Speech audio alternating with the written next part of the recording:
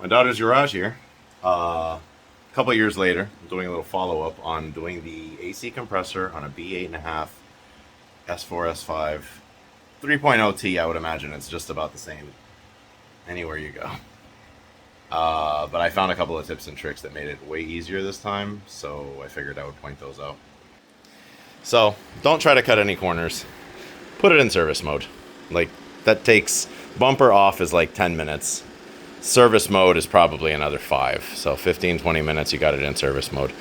If you've done it if you've owned one of these and you work on your own car, you already know how to do service mode. And you probably are more well versed than you want to be. I know how to do the supercharger off, I know how to do service mode and whatever. So do that, service mode, don't bother trying to avoid that. Okay, from the top, I will say, one thing I did notice, let me grab my flashlight, one thing I did notice this time around is unbolt this little 10 millimeter that goes onto the coolant line. You want to focus? No? Okay. Unbolt that, because when it's in service mode, that's what's got tension on it. Unbolt that, gives you a little more room. Initially, I had undone the overflow reservoir. You don't need to really mess with the coolant. Throw a little pan underneath to catch excess. What I did unclip is the top of the radiator to this quick disconnect. See it? I undid that because these things sit in a hot engine bay.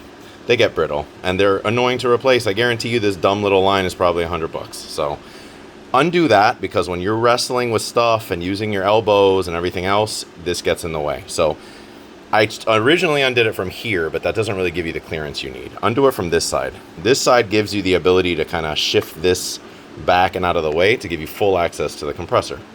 For the compressor, from the top, what you will do is the plug, which kind of annoyed, but I spent the money on a Denso, and Rock Auto shipped it, and I guess because it was clipped into the harness, it cracked the plug, the wiring harness, so I transferred it from my old one. The car is taken apart. I don't want to wait 2 weeks for them to send another. I'll just swap that out, and then if it gives me any problems, I'll deal with it again, which hopefully will not. Anyway, from the top, all you're going to need to do is unplug, right there, pretty easy. Unplug it. It stays in the bracket, so if you can unplug it with it in the bracket, go for it. Then you have the two refrigerant lines, rather, and do at least take out the bolts for both. The low pressure line, the bigger one, if I'm not mistaken, it's the bigger one, which is the further from the one you can't really see. Leave that. You're gonna pull the bolt, but you got to leave it in because it doesn't really pop into place. It kind of is. It hits like the heat shield for the bottom of the, header or whatever it's called. But you need to take out the high pressure line, the smaller one, which I started putting it back together. Then I realized that line is directly behind the 13 millimeter, one of the 3 that you need to get to. So I'm going to pull that back off so that I can just torque that down normally without having to use a regular wrench. But you'll need to do that in that order. Take out both bolts for the refrigerant lines.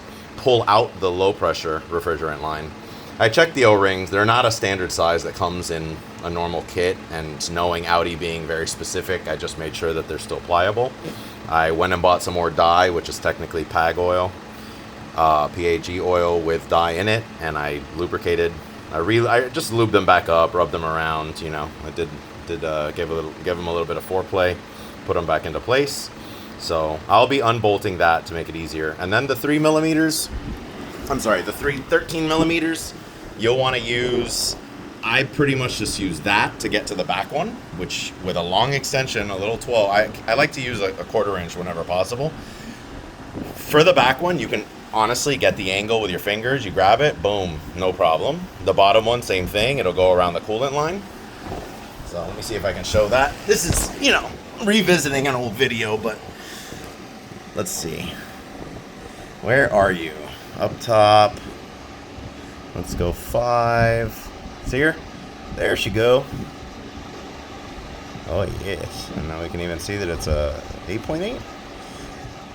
So you will end up with a swivel. You can easily look at straight shot from here. So you're not going to fumble with that. Now I'll need to pull the high pressure line off of, see how it's right behind the line? And I'm looking at the orientation of the lines. I'm like, how did I get that off before? But it's because I had already removed that. So that's the order you want to do this in. Unplug from the top, take out both refrigerant bolts, pull out the high pressure line so that it's out of the way. Then you can get that 13. This 13, can you see it just peeking? Let me see if I can angle this to where you could see it, but it's... Alright, let's try to go closer. See it? Right there. It's right behind this line that runs to the oil cooler or whatever. Coolant something. I don't know. I made the same mistake in my last video. It is what it is. So 1, 2, 3 bolts.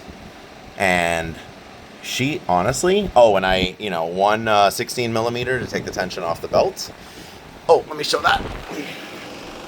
One 16 millimeter to take the tension off the bolt, and then I zip tied it out of the way so that I won't have to reroute it. It'll literally just twist around and pop right back onto that pulley. So that, plug it back in, high pressure line, and I will be good to go.